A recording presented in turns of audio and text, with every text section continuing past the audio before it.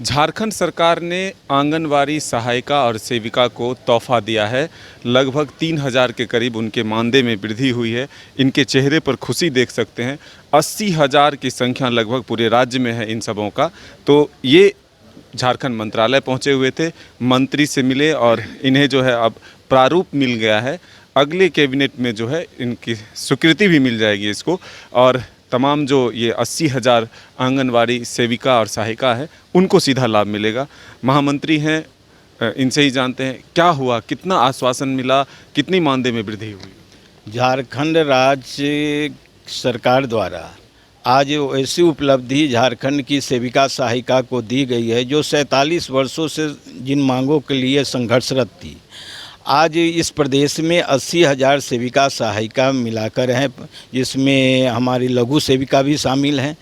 अब लघु सेविका और सेविका का कैडर एक कर दिया गया, नियमावली तैयार कर दी गई। नियमावली पर सहमति सरकार की ओर से माननीय मंत्री महोदया और विभागीय पदाधिकारी के साथ साथ गिरिडीह विधानसभा क्षेत्र के माननीय विधायक महोदय श्री सुदीप कुमार जी के उपस्थिति के साथ साथ झारखंड में जितने सारे यूनियन आंगनवाड़ी केंद्र से संबंधित थे, सेविका सहायिका से थी और कर्मचारी महासंघ से था, सबों की प्रतिनिधियों के साथ लगभग 2-2.5 घंटे तक वार्ता चली। वार्ता में सहमति बनी कि नियमावली पर जो सहमति कायम हुई है उसको जल्द से जल्द कैबिनेट में भेजकर उसकी स्वीकृति प्राप्त कर ली जाए।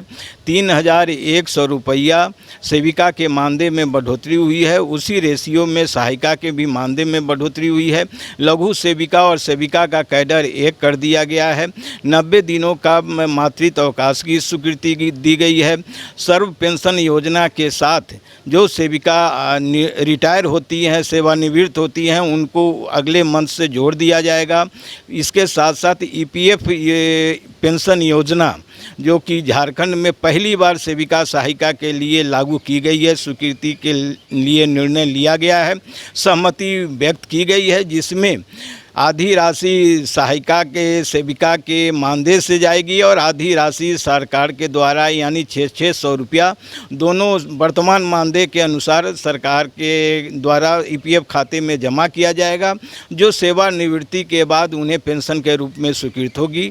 इसके साथ साथ आश्रित को अभी तक नौकरी की प्रावधान हमारे सेविका सहायिका के संवर्ग में नहीं था, जिसको नियमावली में सहर्ष रूप से स्वीकार किया गया है कि सेवा वर्तमान मानदेय के अनुसार सरकार के द्वारा ईपीएफ खाते में जमा किया जाएगा, जो सेवानिवृत्ति के बाद उन्हें पेंशन के रूप में स्वीकृत होगी।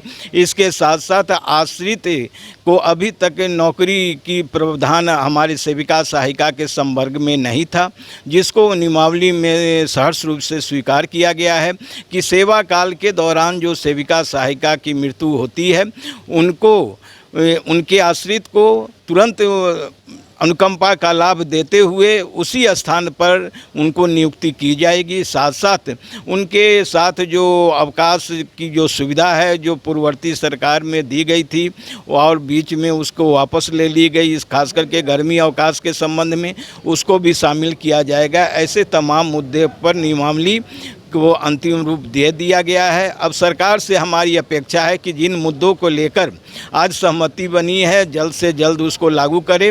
हमारी मांग थी कि 1 सितंबर से जो मानदेय में बढ़ोतरी की गई है उसको लागू किया जाए, लेकिन सरकार की ओर से बताया गया कि हम जल्द से जल्द इसको अधिसूचना के रूप में जारी करेंगे और जारी होने की तिथि से पूरे प्रदेश के 80,000 सेविका सहायिका को इसका लाभ मिलेगा। सरकार के इस फैसले से हम संतुष्ट हैं। झारखंड के जितने भी सेविका सहायिका के प्रतिनिधि उपस्थित थे सब संतुष्ट थे और हम आशा करते हैं कि आज जो सरकार की ओर से निर्णय लिया गया है वो वचनबद्धता को पूरा करेगी। इसके लिए हम महासंघ की ओर से माननीय मुख्यमंत्री महोदय, माननीय विभागीय मंत्री महोदय, माननीय गिरिडीह विधायक के महोदय के साथ साथ सभी जनप्रतिनिधि जो उपस्थित थे, संघ के प्रतिनिधि उपस्थित थे, सबों के प्रति हम आभार व्यक्त करते हैं। इन सेविका सहायिका से भी बात करेंगे, कितना लंबा संघर्ष रहा, आज जो यह घोषणा हुई है, जो आपको प्रारूप मिला, संतुष्ट है इससे? बिल्कुल, ये 85 से ये लड़ाई चल रही थी कि हमारा सेवा शर्त नियमावली बनना चाहिए और बहुत सरकार आई गई, लेकिन किसी ने इसका ध्यान नहीं दिया गया। एक बार बिहार सरकार में शुरू हुई थी, लेकिन वो फाइनल नहीं हो पाया। और आज माननीय मुख्यमंत्री की जो निर्णय है कि सेविकाओं को हम कुछ दे के